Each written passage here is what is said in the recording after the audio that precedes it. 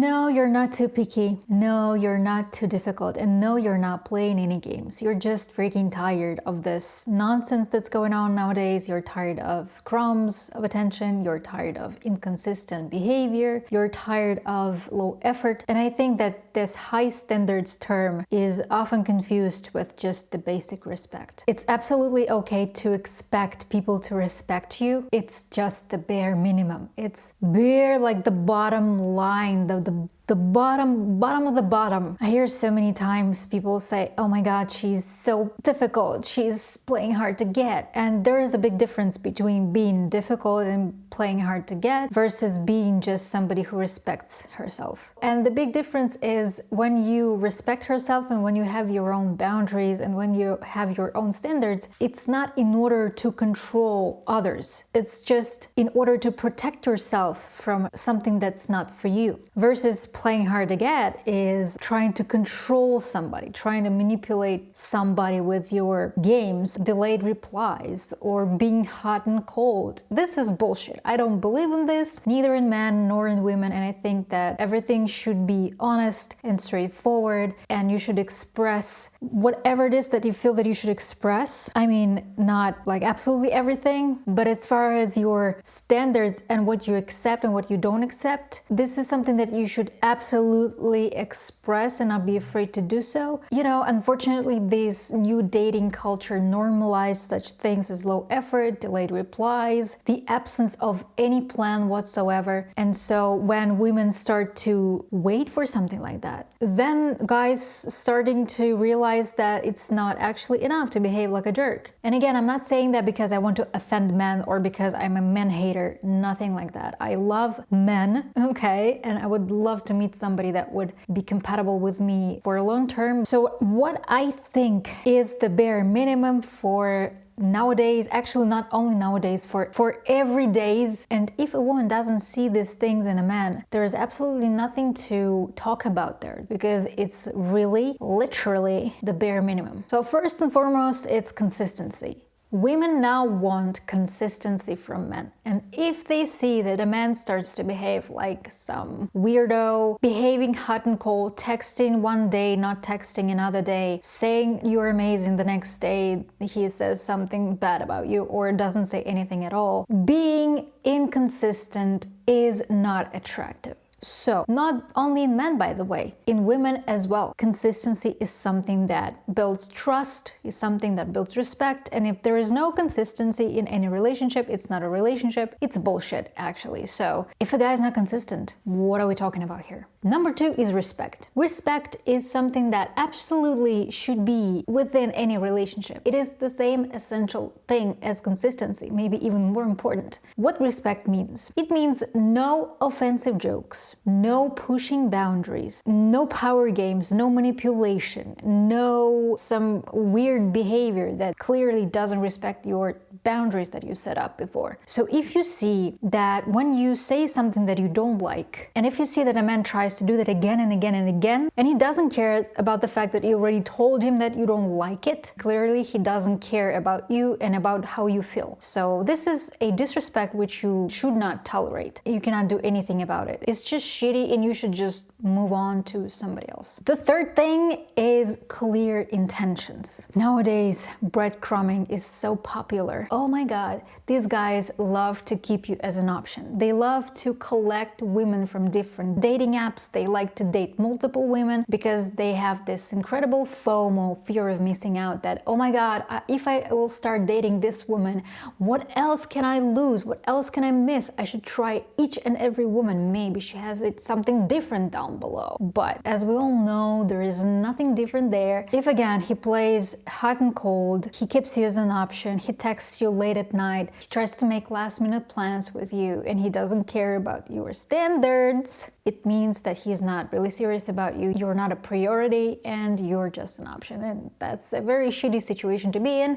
so why would you? The next thing is emotional responsibility, and here also goes emotional availability and emotional intelligence. This all goes all together, and everything that I just mentioned is called to just be an adult and being able to communicate like an adult. It's nothing about nuclear science. It's nothing about being so freaking I don't know who. It's just a basic thing to be able to communicate whatever it is that you're feeling, whatever it is that you don't like, and being able to accept the other person's emotions as well. It should be this reciprocity between sharing emotions with each other. And if it's not the case, if it's only you who is trying to regulate both of your emotions, and if it's only you that care about emotional thing in the relationship, then it means that you're a therapist and he's your client that is coming to you for free, and you're trying to heal him for free, just wasting your time and energy for somebody that is not willing to grow and to work on himself. So just stop doing this because it's worthless. Better to find somebody who really cares. Next thing is effort. It's one of my favorites. So you all maybe know, ladies, if you've been dating for a while, you maybe noticed how effortless, it's a good word, but how are men lacking effort so much? They are so vague, they're so confusing, you don't know what they want, and if they kind of want to see you, they don't plan anything. They just throw phrases out there such as, oh, we should meet sometime, oh, we should go somewhere sometime, we should hang out sometime, and then nothing follows. Very, very confusing, and you don't understand what the hell is going on. He isn't ready to really pursue a serious relationship because it's not how you do it. There are people that think that masculine and feminine behavior is bullshit. Some think that it's actually a thing. To me personally, I have mixed feelings about it because from one hand, speaking from my own desires and experiences, I really love when a guy pursues me and shows me that he's trying to do some beautiful things for me, trying to, schedule our meeting, oh my god, it sounded really bad, like a freaking work. I meant he's trying to book a table in a restaurant, he's trying to impress me with how gentleman he is, he's paying the bill and he's opening the door. All of this is really attractive. I really love that, and I'm sure that there are lots of women who love that as well. And I don't want to say that if a guy doesn't do that, he's not masculine. No, it's not the case. And I don't want to say that if the guy does this, he's automatically masculine. No, it's bullshit, because he can just learn it and do it just because. Or the guy who is actually a guy, but he doesn't do that, maybe because in his culture, people don't do that, men don't do that. So it's kind of very questionable thing. Coming back to the effort thing, if you see that a guy is really trying, that's your guy.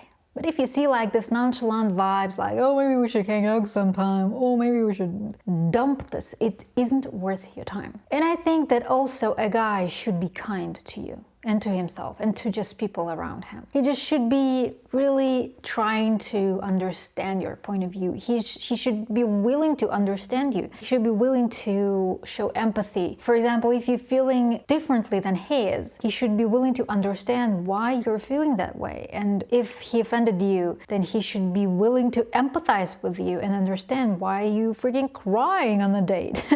I hope it's not gonna happen with you, but anyways, I hope that the guy that you're going to date is going to be kind and empathetic. I know maybe for some of you and maybe for some guys who are watching this, I described something non-realistic. But in reality, I believe that everything that I just described is a bare minimum.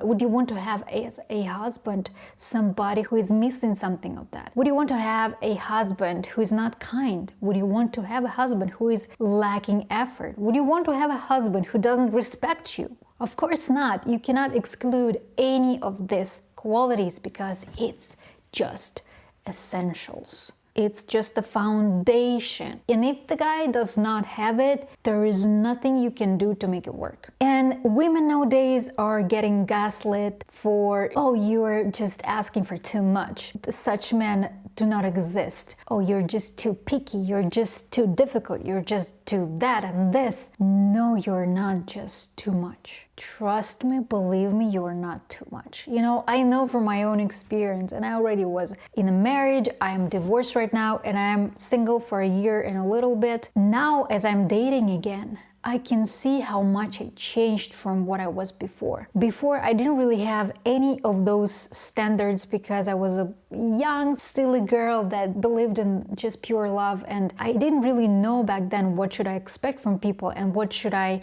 have as an essential in my relationship. I think as the majority of you guys, you just had no freaking idea what is a good relationship. So I was just following the butterflies, I was just following this feeling in my stomach and this drive and stuff, and it led me to nothing. And it was really easy to start a new relationship when I was younger, when I was in my 20s. But now, as I'm in my 30s, I already know what doesn't work. I already know that if I see something in the guy that I'm seeing, that I'm going on a date with, if I see something that is ringing something inside of me, it's my intuition is trying to tell me that no, stop, this is weird.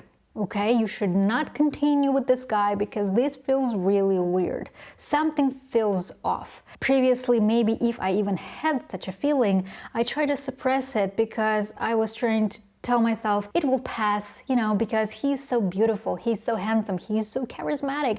Obviously, he's not as bad. And I was wrong, because I didn't look at the right things. But now, as I came through the experience and heartbreak and bullshit and just terrible stuff and abuse, my weight in my marriage was 42 kilograms. And I'm not saying that only my ex-husband is bad. We both did many mistakes. It is what it is.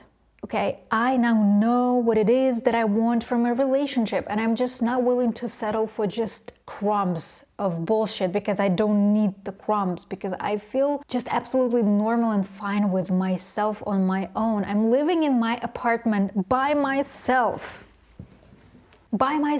all alone, and nobody's disturbing my peace. Why would I change this for somebody who is disturbing my peace? So now I'm thinking differently. Now I'm thinking I only will be with somebody only if he is adding to my life and not taking from my life. Because my life was difficult enough, so that now I'm not willing to change that. Okay, doesn't matter how much money he makes, doesn't matter how successful, how handsome, how charismatic, and how tall he is, it doesn't matter. If he is taking from my life and from my peace, then I don't want that. And I don't care, even if I die alone with 48 cats, I don't care. At least I'm gonna be calm and I'm gonna be peaceful, and my cats will be laying on my dead body and also be calm and peaceful, remembering how calm and peaceful I was. You know what I mean? Some of you think that having standards and boundaries is like a weapon, is like a source of punishment. Oh, I will show him how bad he is. No, it's not made for that. So standards and your boundaries is made solely for you, by you. You are not able to control other people, luckily. The only person you can control in your life is yourself. And the only life you can control here on this planet Earth is yours. And if you feel that somebody who are you talking with is disrupting your life and your peace, you cannot control that person. You cannot tell him what to do, okay? Because you're not his master. You are not his mommy. You're just your own person who knows what's best for yourself, and you're just telling the person how it works with you and how it doesn't work with you. So instead of saying, oh, you should do this, you should not do this, you should do that, you just say how you perceive things right. Like a simple example. Recently, I've been on these dates with this amazing, tall, handsome, and obviously charismatic guy.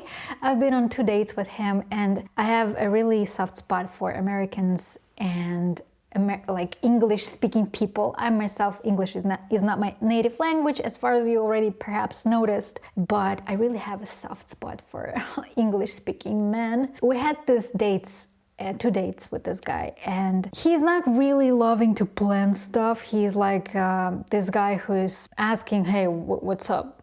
Do you have any plans tonight? Like, what do you have any plans like tonight in 2 hours? And I said him once, listen, I like to plan things in advance because I'm a very structured person. I plan things, I have my own life. I need to understand where are gonna be you, so please let me know in advance. Let's schedule, let's set up the time, the place. And he only did it once on our first date. Like, he actually tried only on our first date. Then he forgot absolutely, completely what I told him about my preferences in planning. And I found it very disrespectful. It's like he didn't really care about my comfort. So that's a boundary. I like it to be like that because it's me and how it's working with me. And it's his choice whether he wants to follow that, whether he wants to make me feel comfortable with him, or if he doesn't give a shit, he wouldn't do like that. He would do what just is comfortable to him and what he's used to. So that's what he did. He only tried for the first date. He came, he was smelling really nice. He wore